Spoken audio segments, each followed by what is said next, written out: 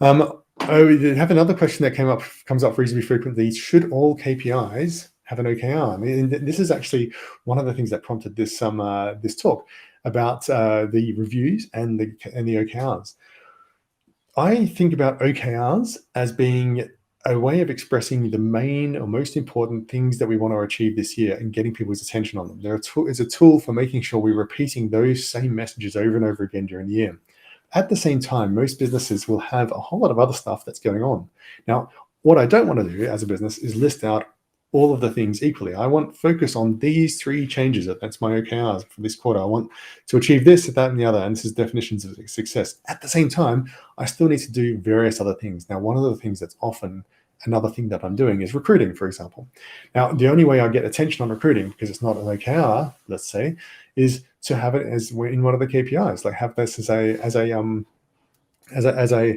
KPI that sort of people can we actually discuss about it, and we can drive that conversation through that regular conversation. So not every KPI should have an OKR associated with it, right? You should have a whole lot of KPIs that are telling you important information about your business that you can discuss on a regular basis. And the mechanism for that is that weekly review, that weekly business review, that weekly review of those metrics, to discuss what's happening in the business, and do we need to do anything about these, and how are we making sure that our regular business as usual is continuing on. We have key performance indicators that are helping us.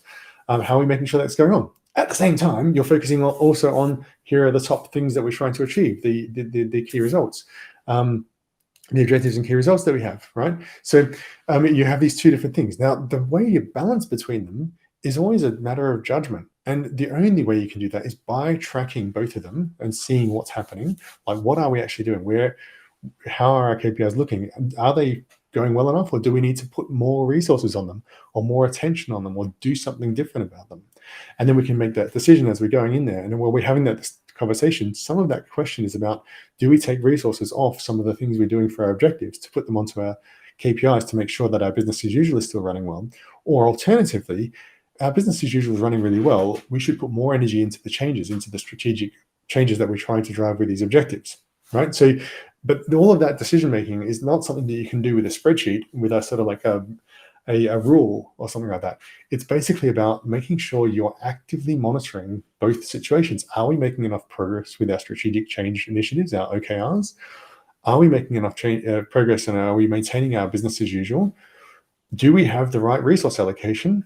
What do we need to change, right? And it's a conscious effort. And when you have a team, this is not just something that a manager sits on their own and does, but it's something that happens as a team, and you sort of go through this as a team.